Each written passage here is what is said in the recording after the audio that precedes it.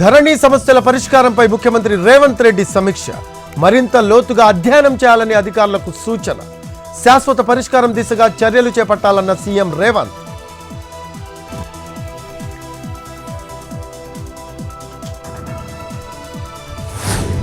ప్రజలకు ఇబ్బందులు లేకుండా ఎల్ఆర్ఎస్ అధికారులతో సమీక్ష సందర్భంగా డిప్యూటీ సీఎం భట్టి.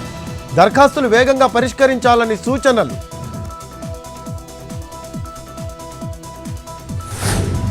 ఢిల్లీకి బయలుదేరిన సీఎం చంద్రబాబు రేపు నీతి ఆయోగ్ సమావేశానికి హాజరు. ఏపీ అభివృద్ధిపై ప్రస్తావించనున్న Chandrababu.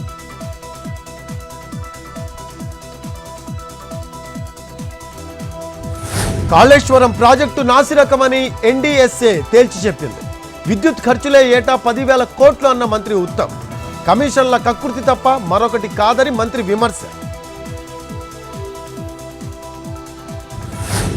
Hyderabad lower tank bund Ambedkar విగ్రహం దగ్గర బీజేపీ మహిళా మోర్చా నిరసన.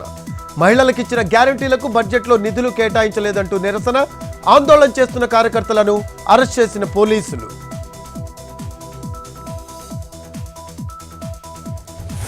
మహబూబాబాద్ జిల్లా తొర్రూరులో అధ్వానంగా రోడ్లు. సీసీ రోడ్లు వేయాలంటూ వరి నాట్లు వేసి మహిళల నిరసన.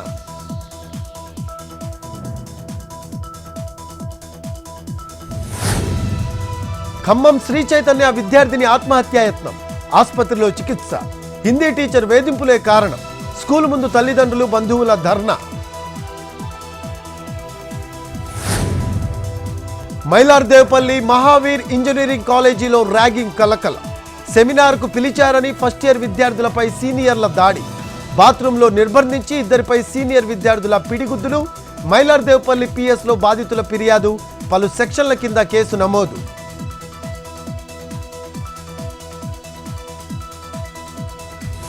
ప్రకాశం జిల్లాలో రోడ్డు ప్రమాదం.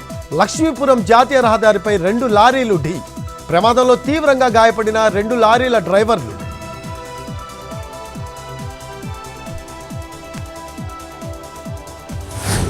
ఆదిలాబాద్ జిల్లాలో కనువిందు చేస్తున్న జలపాతం. కొరిటికల్ దగ్గర ఉన్న జలపాతానికి పర్యాటకుల సందడి. నేషనల్ హైవే పక్కనే ఉండటంతో భారీగా తరలి వస్తున్న టూరిస్టులు. ముంబైని వీడని జోరు వానలు. మెరైన్ డ్రైవ్ దగ్గర ఉవ్వెత్తున ఎగిసి పడుతున్న అలలు.